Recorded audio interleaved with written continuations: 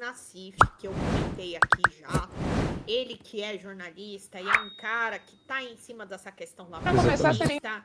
A guerra híbrida, que é essa guerra de narrativa através de manipulação da informação, que é o que o Flávio está fazendo sob a égide dos Estados Unidos, tá? Então, é bastante importante a gente ouvir o que ele tem para dizer. Eu já trouxe aqui no canal o Rei Aragon, ele que é especialista em guerra híbrida e sobre essa narrativa estadunidense, que não aconteceu só no Brasil, mas que está nesse momento, pela proximidade das eleições, bastante clara e escancarada no nosso país. Então, vamos ouvir aqui o Luiz Nassif falando disso. Interessante, né, Nassif, você explicar um pouco esse conceito da guerra híbrida. Afinal, a gente já tem visto uma série de questões, de tentativas de interferência, né? E temos também aí o panorama, né, de eleição esse ano. Então, acho que realmente está se configurando um cenário bastante emblemático e também bastante sutil, né? Então, acho que seria interessante a gente começar por esses pontos. A guerra híbrida, o que é? É um conjunto de medidas que um país toma em relação ao outro, não é no nível das guerras convencionais, mas são medidas visando desestabilizar o outro país. E isso aí ganha mais eficácia quando você tem uma quinta coluna nesse país, que é o caso aqui, é a bancada da ultradireita, é o bolsonarismo, é uma mídia que muito amadora em relação a esses movimentos, uma dificuldade em criar uma coesão nacional. Então, em cima disso que começam a aparecer as bombas, as pequenas bombas para tentar criar um maremoto. Uma delas são as tarifas comerciais. Tem as tarifas comerciais como se fosse uma represália à independência do Brasil. Daí você tem, além das tarifas comerciais, você tem as represálias, as punições individuais, que é o que tentaram fazer com Alexandre de Moraes, depois retiraram, mas fica pairando no ar. Então, tem uma definição que censurar plataformas, mensagens em portais do estrangeiro, isso aí caracteriza um crime que pode ser punido por essa decisão dos Estados Unidos. Né? E, simultaneamente, você vê, então você tenta segurar, impedir o papel do Supremo Tribunal Federal de coibir esses abusos pela internet. Simultaneamente, você tem o Cássio Conká, presidente do Tribunal Superior Eleitoral, tentando flexibilizar essa questão, e você tem o consulado dos Estados Unidos em São Paulo convocando influenciadores, blogueiros e jornais para seminários fechados. E daí culminou com uma tentativa, nem sei se concretizou, depois que a gente deu a matéria aí, na Câmara Federal de um grande seminário convocado por uma assessora parlamentar, nunca vi um negócio desse aí, né? Envolvendo autoridades, especialistas em terrorismo, em antiterrorismo dos Estados Unidos. Ou seja, para quê? Para tentar transformar o combate ao crime organizado em combate ao terrorismo. Porque nós já trouxemos várias matérias aqui mostrando os especialistas em segurança pública que essa decisão vai atrapalhar todo o trabalho de combate às organizações criminosas, mas isso dá um poder para os Estados Unidos para operações justamente visando criar ondas políticas aqui. Vamos imaginar, por exemplo, que eles mandem aí um avião afundar um barco que seja de traficantes ou que seja meramente um barco de pescaria, que nem fizeram no Caribe várias vezes aí. Isso aí cria impactos políticos aqui. Então, você tem, daí, em cima disso, você tem a guerra híbrida, e você tem a guerra híbrida, você tem a guerra digital. Você tem hoje inteligência artificial, sistemas capazes aí de arrebentar com as seguranças de qualquer, até de bancos aí. Você pega recentemente aí desses sistemas aí escapou do laboratório e começou a ameaçar outros. Então, digamos, com essas empresas de tecnologia diretamente ligadas ao Departamento de Estado, o que impede que venha amanhã uma invasão dos computadores do Tribunal Superior Eleitoral ou da Justiça, de uma maneira geral. Então, as ameaças são múltiplas e as intenções são nítidas. Esse é o ponto. Isso aí demandaria toda uma estratégia da parte do governo, mas que exigiria uma coesão do sistema político, que está rachado, exigiria uma visão de país da mídia que não existe. Então, vai ser um desafio grande. Então, o governo ele tem levantado essa questão de soberania. Cada ato desses tem que bater bumbo, mostrar, pessoal, está vendo? Isso aqui faz parte dessa estratégia de guerra híbrida, para ficar claro como que esses pontos aparentemente dependentes fazem parte de uma mesma estratégia. Então, vai ser um dos desafios para uma eleição nervosa, aí, porque você tem esses grupos bolsonaristas e uma insensibilidade em relação ao meio empresarial. Você pega aí a maior ameaça que os Estados Unidos têm aí é o agronegócio e as indústrias brasileiras. E daí você vai, não, tem que recuar, o governo Lula tem que recuar. Não tem recuo. Qualquer recuo que fizer vai significar uma ampliação das medidas contra o Brasil e contra o Lula. Ou seja, uma interferência terrível na democracia brasileira e um país que ainda não tem espinha dorsal aí nesses setores que deveriam ser aqueles setores mais comprometidos com as instituições, com a democracia e com a autonomia das nações, né? Então, são esses os pontos aí. Maravilhoso, né, gente? O Luiz Nassif explicando essa questão extremamente importante. Então, maravilhoso. Eu, particularmente, gosto muito das análises dele. Até porque, né, a gente comenta aqui sobre a questão da guerra híbrida, mas agora a gente vê o tamanho da sujeira, né, que isso tá trazendo à tona. E olha só, olha que belezinha o que eu vou trazer agora para vocês da campanha do Flavinho. Brasil só tem jeito na porrada. Esse é o Flavião moderadão. Vamos lá, vamos ver isso aqui. Pera. Bora. O Brasil só vai ter jeito assim, é porrada. Senão não vai. E vamos transformar a segurança pública. Porque hoje tem um presidente da República que passa a mão na cabeça de ladrão de celular. Que você leva 6, 10, 12 meses para pagar um celular. Vem um vagabundo e tira o celular de você. Você nem acabou de pagar, já foi roubado. No nosso governo, ladrão de celular vai começar com no mínimo 8 anos de cadeia. Vai ficar preso. Vai cumprir a pena e vai ser obrigado a trabalhar para pagar a sua estadia e para indenizar o celular que ele roubou. Porque assim, esse vagabundo vai dar valor ao trabalho, vai saber como é difícil ralar para comprar um celular e vai pensar 2 vezes antes de roubar o celular de alguém de novo. O Brasil só vai ter jeito assim, é porrada, senão não vai.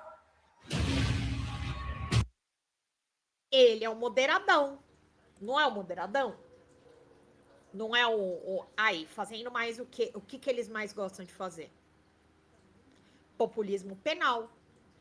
Como se fosse assim, não, a gente vai pegar, fazer os caras pagarem, ou seja, eles vão modificar todo o cumprimento da legislação, que foi também o que o senhor Renan Santos propôs, falando que tem que matar, tem que prender e tem que matar. Então eu quero saber como é que eles vão fazer para alterar toda a Constituição Federal, porque tem que fazer outra, para aplicar tudo isso que eles estão falando. Inclusive, com base em qual estudo? Eu quero saber se eu posso contar com cada um de vocês aqui para a gente resgatar junto a nossa Paraíba e o nosso Brasil. Vamos! Ai, palhaçada! E aí aqui também, a gente viu, né, que ele tá entrando aí num desespero absurdo na campanha dele, mas também agora ele ganhou um novo aliado. Ele, que a gente comenta sempre por aqui, o nosso rolê. Seja parceiro do lembra do rolê bruxo? Eu sempre trago ele, vamos lá. Senhor Ciro Nogueira, olha só, quem é vivo sempre aparece, né? Quem é vivo sempre aparece. Bora lá. Seja parceiro dos prefeitos, das pessoas e principalmente do sentimento de cuidar das pessoas do nosso estado. Joel, o nosso time agora está completo. Eu, Thiago, você e Jeová. Ui! Fechei aqui, meu Deus. Pera. Fechei, peraí. Fechei errado. Fui aumentar a tela aqui, fechei errado. Vamos lá. Peraí, vou colocar de novo. O bruxão. Aqui, Ciro Nogueira. Conduta ilibada, envolvido com 02. Seja parceiro dos prefeitos, das pessoas e principalmente do sentimento de cuidar das pessoas do nosso estado. Joel, o nosso time agora está completo. Eu, Thiago, você e Jeová. Convido a todos aqui a estarem com a gente à tarde na convenção do União Progressista, para mandar um recado muito claro ao Piauí, do que nós queremos para o futuro do nosso estado. Pode ter toda certeza que o meu voto é dele. Não tenha dúvida. Então, minha gente, venho aqui hoje. Bom, tá aí. Pedro, eu começo com você. O que nós vimos? Deixa eu tirar aqui a CNN. Ou seja, o Cirão Nogueira vai apoiar o senhor Flávio Bolsonaro nessa história toda, né? Rodou e no final das contas ele vai acabar apoiando o Flávio. A realidade é essa, é o que a gente tem para hoje, mesmo depois de anunciar a neutralidade do PP e do União Brasil que é do Antônio Rueda na presidência, e o Ciro Nogueira, que é o presidente do Partido Progressistas. Então, pra gente ver que na hora do vamos ver, eles sempre se unem a favor do antipetismo e, claro, contra o presidente Lula, tá? Aliados de Lula contestam o resultado da última pesquisa BTG do Nordeste. Vamos ver aqui. Aliados do presidente Lula minimizaram nos bastidores o resultado da pesquisa BTG Nexus divulgada na manhã desta segunda-feira, hoje. Então, aqui, ministros do governo e integrantes da campanha do presidente Lula, ouvidos pela coluna, dizem que os levantamentos do PT não indicam uma mudança relevante no cenário eleitoral. Segundo essas fontes, os trackings de campanha do atual presidente da República apontam a vantagem do petista sobre de Flávio seria de 8 pontos, né? As trackings, que são as pesquisas internas, só para a gente lembrar, tá? Então, as trackings são feitas pelo próprio partido. Então, aqui, aliados de Lula questionam em especial o recorte da pesquisa BTG Nexus do Nordeste. No levantamento, o petista teria caído 10 pontos na região, que é justamente o maior reduto do PT. Pesquisa é feita pelo telefone, não é uma pesquisa presencial. Ao todo, a Nexus ouviu 2.002 eleitores entre 31 de julho e 2 de agosto. A margem de erro é de 2 pontos percentuais para mais ou para menos, com intervalo de confiança de 95%. Bom, vamos lá, eu vou colocar aqui para a gente ver o Calejão, o Felipe Pena e quem que estava com eles aqui mesmo? O Ricardo Mello, para falar justamente das pesquisas, o que está acontecendo com as pesquisas e para onde a coisa vai, porque a gente é tanta pesquisa, é tanta coisa, são regiões diferentes, então é legal a gente ter uma visão geral aqui deles três falando sobre isso. E aí, já eu vou trazer convidado surpresa aqui para a tela, então vamos lá, eu vou só colocar aqui então para a gente ver a análise deles. E enquanto isso, gente, vamos lá, faltando R$68 ainda para nossa live bater meta, mais 2 membresias, vamos lá, para a gente receber o meu convidado surpresa aqui, ó, só no mistério, vamos lá. Então, bora, vamos ver primeiro a análise desses três, que eles são excelentes. Gente, quero pautar com vocês aqui. Saiu a nova Quest, tá? Mostrando que Lula lidera em 4 estados. Deixa eu ver se eu trago para a tela aqui para a gente. Você sabe que eu estou aprendendo agora, né? Ricardo é meu professor aí de streaming, ô Pena, e eu tô aprendendo, eu apanho um pouco aqui ainda mas eu venho no mudo, perco os negócios e tal, mas devagarinho nós vamos chegando lá. Trazer isso aqui para vocês, ó, e depois eu quero ouvi-los, tá? Considerando a disputa do pleito presidencial, como é que vocês entendem os aspectos mais relevantes, o que vai pegar, o que não vai pegar, Trump vai reconhecer, tudo isso que a gente está olhando, para isso que a gente está olhando nesse momento, tá? Esse texto aqui é da Exame, gente. Lula lidera em 4 estados e Flávio Bolsonaro vence em 1. Os números da pesquisa Quest estão... Goiás se destaca como o único estado em que nenhum dos dois aparece em primeiro lugar, posição ocupada pelo ex-governador, o Caiado. Tá? Então, só vou introduzir aqui o tema, e aí eu começo contigo, Pena, quero te ouvir. A nova rodada de pesquisa Genial Quest, divulgada ao longo dessa semana, mostra um cenário regionalizado na disputa presidencial entre o Lula e o Flávio Bolsonaro, entre os dias 27 e 30 de julho, agora, semana passada. O Instituto publicou estudos sobre as intenções de votos de eleitores em 10 estados para o Executivo Estadual, Senado e Presidência da República. Considerando os cenários de primeiro turno estimulados por cada pesquisa, o petista supera o adversário em 4 dos estados pesquisados, enquanto o candidato do PL lidera em 1. Os levantamentos foram realizados no Rio de Janeiro, Pará, Paraná, Minas Gerais, Pernambuco, São Paulo, Bahia, Rio Grande do Sul, Ceará e Goiás. Em 4 deles, Rio Grande do Sul, São Paulo, que é o maior colégio eleitoral, e Minas, Lula e Flávio aparecem tecnicamente empatados. A distribuição dos resultados reforça padrões regionais observados em pesquisas nacionais. O Lula concentra suas maiores vantagens no Nordeste e mantém desempenho superior também no Pará.